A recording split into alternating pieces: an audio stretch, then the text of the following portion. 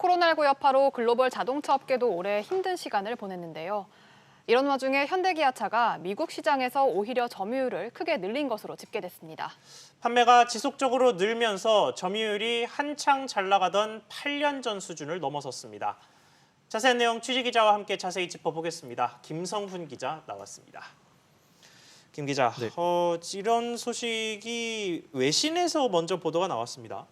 네, 미국 월스트리트 저널은 지난달까지 현대 기아차의 미국 시장 점유율이 8.6%로 집계됐다고 밝혔습니다. 이런 점유율은 2012년 8.7% 이후 최고치인데요.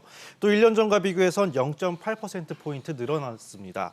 GM이나 폭스바겐 같은 경쟁사들과 비교해 가장 큰 폭의 점유율 증가를 기록했다는 설명입니다. 한편 코로나19 여파로 미국 자동차 시장 규모는 올해 12% 감소한 것으로 전망되고 있습니다. 네, 현대기아차가 글로벌 시장에서 꽤 오래 고전했었는데 작년 정도부터 그야말로 감을 잡은 것 같습니다. 어떤 게 주 요인이었나요? 네, SUV의 성공과 고급화 전략이 통했다는 얘기가 나오고 있습니다. 신형 SUV인 기아차 텔루라이드와 현대차 팰리세이드가 성공적으로 시장에서 안착했다는 평가를 듣고 있고 또 현대차의 소형 SUV 베뉴도 젊은 층을 중심으로 인기를 끌고 있습니다. 고급차 브랜드인 제네시스도 GV80가 사전 계약 2만 대를 넘기는 등 돌풍을 일으켰습니다.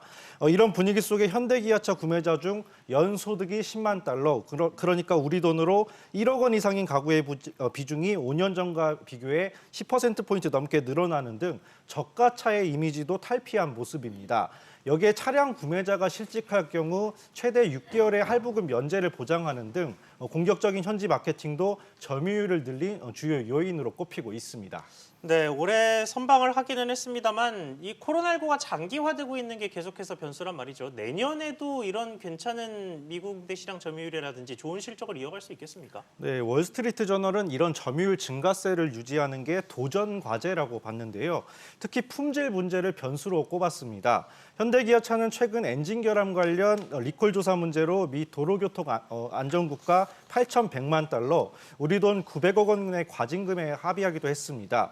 이런 품질 문제가 다시 불거지면 브랜드 신뢰가 떨어지고 점유율 확대에도 제동을 걸 수 있다는 겁니다.